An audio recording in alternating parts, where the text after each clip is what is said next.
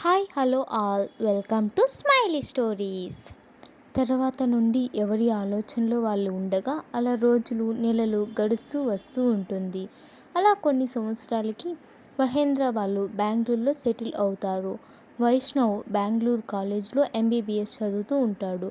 వాళ్ళ నాన్న ఇంజనీరింగ్ చేయమన్నా తనకు అది ఇష్టం లేదని పట్టుబట్టి ఎంసెట్లో ర్యాంక్ తెచ్చుకొని ఎంబీబీఎస్ చదువుతూ ఉంటాడు.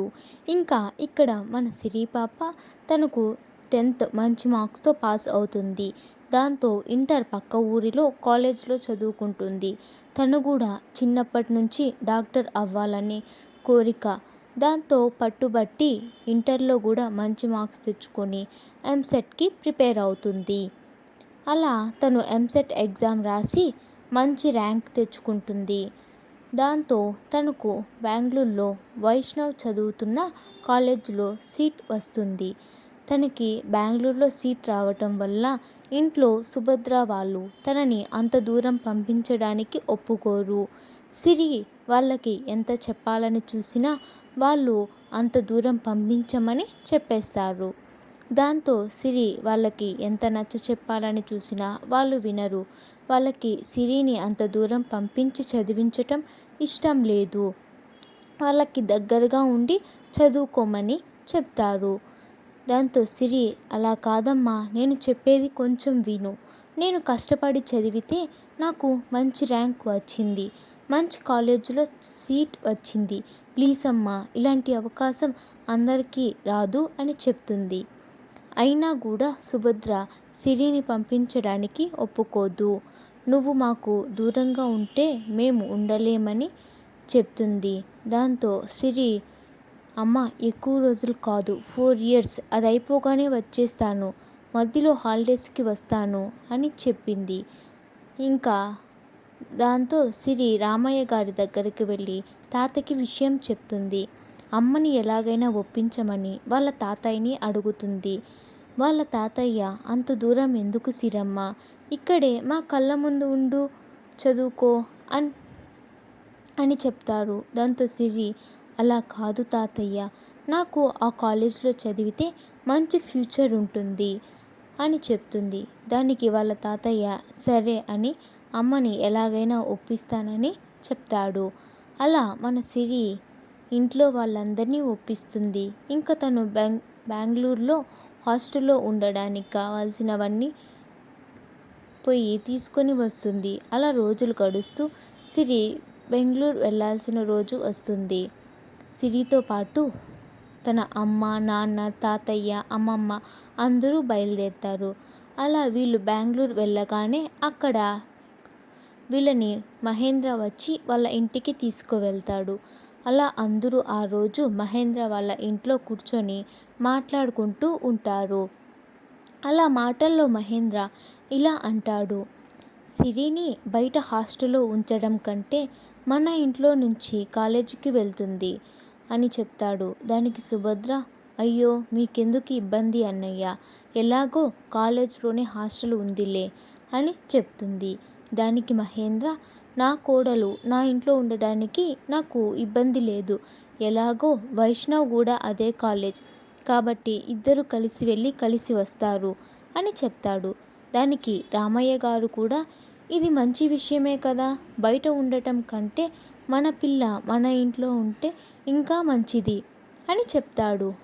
దానికి సుభద్ర, అది కాదన్నయ్య, చూసేవాళ్ళు ఎవరైనా తప్పుగా అనుకుంటారు, పెళ్ళి కాకుండా ఇలా ఉంచటం ఎందుకులే అన్నయ్య అని చెప్తుంది.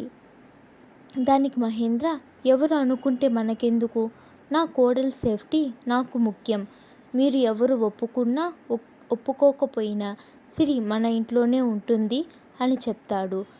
దాంతో ఇంట్లో వాళ్ళందరూ అలాగే అని ఒప్పుకుంటారు.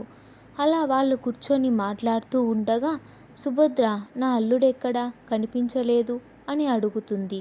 దాంతో కమల, వాడు ఇంకా కాలేజీ నుంచి రాలేదు వదినా అని చెప్తుంది. అలా వాళ్ళు మాట్లాడుతూ మధ్యాహ్నం భోజనం చేసి కొంచెం సేపు రెస్ట్ తీసుకొని మళ్ళీ సాయంత్రం అందరూ కూర్చొని టీ తాగుతూ మాట్లాడుకుంటూ ఉంటారు. అలా వాళ్ళు మాట్లాడుతూ ఉండగా ఇంటి ముందర బండి వచ్చి ఆగుతుంది. దాంతో కమల, అదిగో వదిన, మీ అల్లుడు వచ్చాడు అని చెప్తుంది. అప్పుడే అందరూ గుమ్మం వైపు చూస్తూ ఉంటారు. ఇక్కడ మన సిరి పాపకు మాత్రం మన హీరో వచ్చాడు అని తెలియగానే తన గుండె ఫాస్ట్గా కొట్టుకుంటూ ఉంటుంది. అప్పుడే వైష్ణవ్ బండి పార్క్ చేసి లోపలికి వస్తాడు.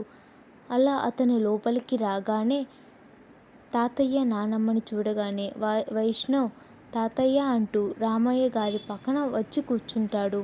ఎలా ఉన్నారు తాతయ్య, ఎలా ఉన్నారు నానమ్మ అని అందరితో మాట్లాడుతూ ఉంటాడు. అలా కొంచెం సేపు నానమ్మతో తాతయ్యతో మాట్లాడి వాళ్ళ అత్త మామ పక్కన కూర్చొని వాళ్ళతో మాట్లాడుతూ అప్పుడు సిరి కోసం తల తిప్పి మొత్తం చూస్తాడు. కానీ అక్కడ సిరి కనిపించదు. అప్పుడు వాళ్ళ అత్తయ్యతో, సిరి రాలేదా అత్తయ్య అని అడుగుతాడు. దాంతో సుభద్ర వాళ్ళు వచ్చిన విషయం చెబుతారు. అది మొత్తం విన్న వైష్ణవ్ వాళ్ళ అత్తతో, నేను సిరిని జాగ్రత్తగా చూసుకుంటాను, నువ్వేమీ భయపడద్దు అని చెప్తాడు. దాంతో ఇప్పటికి కొంచెం ధైర్యంగానే ఉంటుంది. సుభద్ర వైష్ణవ్తో, సిరి అమాయకురాలు, తనని జాగ్రత్తగా చూసుకో, అన్నిటికీ భయపడుతుంది, నువ్వే కొంచెం పక్క నుండి ధైర్యం చెప్పు అని చెప్తుంది. దానికి వైష్ణవ్, అన్నీ నేను చూసుకుంటానత్తా, మీరేమీ దిగులు పడకండి, నేను తనని రోజు కాలేజీకి తీసుకువెళ్ళి తీసుకువస్తాను అని చెప్తాడు. అలా కొంచెం సేపు వాళ్ళతో మాట్లాడి ఫ్రెష్ అయి వస్తారు అని చెప్పి రూమ్లోకి వెళ్తాడు. ఇక్కడ మన సిరి మాత్రం వైష్ణవ్ గురించి ఆలోచిస్తూ ఉంటుంది. తన బావతో తను రోజు కాలేజీకి వెళ్ళి రావచ్చని ఆనందపడుతూ ఊహల్లో విహరిస్తూ ఉంటుంది. ఇక్కడ మన హీరో మాత్రం వచ్చినప్పటి నుంచి సిరిని చూడలేదని ఆలోచిస్తూ ఇకపై రోజు తను సిరిని చూడొచ్చని ఆనందపడుతూ ఉంటాడు. అలా ఆలోచిస్తూ ఫ్రెష్ అయి బయటికి వస్తాడు. అప్పుడే అందరూ డిన్నర్ చేద్దాం రండి అనే డైనింగ్ టేబుల్ దగ్గర కూర్చొని ఉంటారు. కానీ వైష్ణవ్కి అప్పుడు కూడా అక్కడ సిరి కనిపించదు. తన కోసం చూస్తూ ఉండగా సుభద్ర సిరిని డిన్నర్ చేద్దురా అని పిలుస్తుంది. వైష్ణవ్ సిరి ఎప్పుడు రూమ్ నుంచి బయటకు వస్తుందా అని చూస్తూ ఉంటాడు. సిరి అప్పుడే రూమ్ డోర్ తీసుకుని బయటకు వస్తూ తల ఎత్తగానే నేరుగా వైష్ణవ్ కనిపిస్తాడు. అలా ఇద్దరూ ఒక్కసారిగా చూసుకోగానే ఒకరి కళ్ళల్లో ఒకరు చూసుకుంటూ ఉంటారు. అలా కొన్ని క్షణాల తర్వాత సిరి డైనింగ్ టేబుల్ దగ్గరకు వెళ్ళి కూర్చుంటుంది. అప్పుడే వైష్ణవ్ కూడా అక్కడికి వస్తాడు. వైష్ణవ్ సిరితో, ఎలా ఉన్నావు సిరి అని అడుగుతాను. దానికి సిరి, బాగున్నాను బావా, మీరెలా ఉన్నారు అని అడుగుతుంది. దానికి వైష్ణవ్, నేను కూడా బాగున్నాను అని చెప్తాడు. అలా పెద్దవాళ్ళందరూ మాట్లాడుకుంటూ భోజనాలు ముగిస్తారు. మీకు స్టోరీ ఎలా అనిపించిందో కామెంట్ చేయండి. అలానే లైక్ చేయండి, షేర్ చేయండి, సబ్స్క్రైబ్ చేయటం అస్సలు మర్చిపోకండి. Thank you for watching. స్టోరీకి కామెంట్ చేసిన ప్రతి ఒక్కరికి థ్యాంక్ యూ సో మచ్.